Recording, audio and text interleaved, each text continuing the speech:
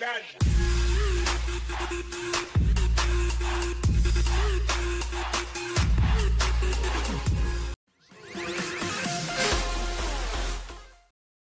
At number 1, we have Bradley Chubb. He has to be number 1 on the Raiders draft board in my opinion. Pass rushers are at a premium and he's the best. He has a high motor, production, and is a great athlete. He checks every box for McKenzie and would finally give Mac some pass rushing help. I doubt he makes it to number 10, but he's at the top of the board. At number 2, we have Minkah Fitzpatrick. If there's another position group McKenzie values, it's the secondary. He's put a lot of resources into the secondary and it still isn't very good. Fitzpatrick is the ultimate secondary player. He plays every position back there and started as a freshman at Alabama. He's a special and smart defensive back. He's the best secondary player in this draft and the guy I hope drops to the Raiders. At number 3, we have Vita Vea. The Raiders desperately need defensive tackle help. There just aren't many humans on earth that can move like Vea at his size. He has the sneaky athleticism to be a good pass rusher. He can eat up the holes in the running game and provide a push inside as a pass rusher.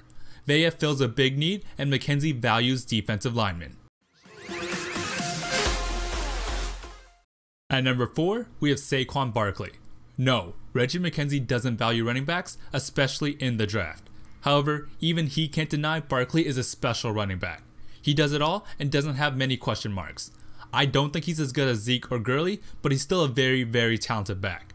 Barkley would quickly transform the Raiders offense and finally give Gruden a workhorse running back. At number 5, we have Denzel Ward.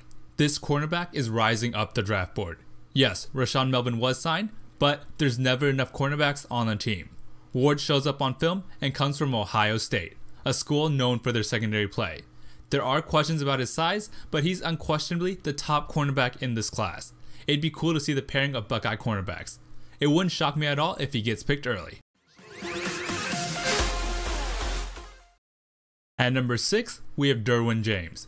James is a better athlete than Fitzpatrick, and some might have him rated higher.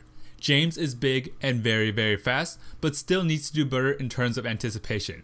He will rise up the draft boards as he blows away athletic tests prior to the draft. The tape and the player shows a top 10 player in any draft, and McKenzie loves versatile safeties. At number 7, we have Josh Jackson. He's the 3rd DB in a row. The one question mark about Ward, Jackson passes with flying colors. He's big at 6'1" and is an absolute ball hawk. He's very instinctive and high points the ball very well. He's not as fast as I would like, but he's the number 2 ranked corner. Having a speedier guy in Conley and a bigger guy in Jackson would make an excellent pairing for the foreseeable future. At number 8, we have Marcus Davenport. Pass rushing comes at a premium in the NFL. The problem is, there aren't very many pass rushers in this draft. Davenport has the potential to be a superstar.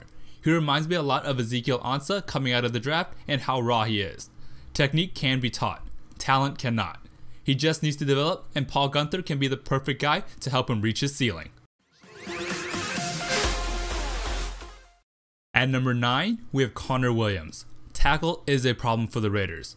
In comes what I think is the best tackle in this draft and a leader in the locker room. I liked Orlando Brown previously, but his lack of strength worries me big time. Williams looked more impressive earlier in college, but his season this year was still very good. He has the athleticism to play tackle, and playing right tackle this year could help a lot. More protection for Derek Carr is never a bad thing, and this finally solves the right tackle problem. At number 10, we have Quentin Nelson. If you go strictly by best player available, he might be at the top.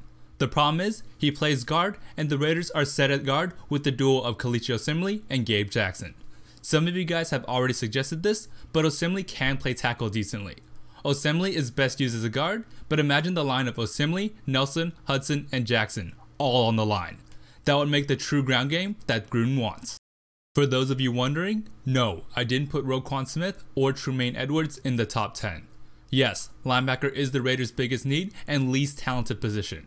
I personally would like Reggie McKenzie to draft one of these guys. The thing is, McKenzie has proven time and time again he doesn't value interior linebackers. Even if both linebackers are available, I don't see him drafting them. he will draft a player at a different position or trade down before selecting one of these guys. Thank you for watching. If you made it this far into the video, please consider subscribing. I'd really appreciate it. Like the video if you enjoyed, thumbs down if you didn't, and have a good day.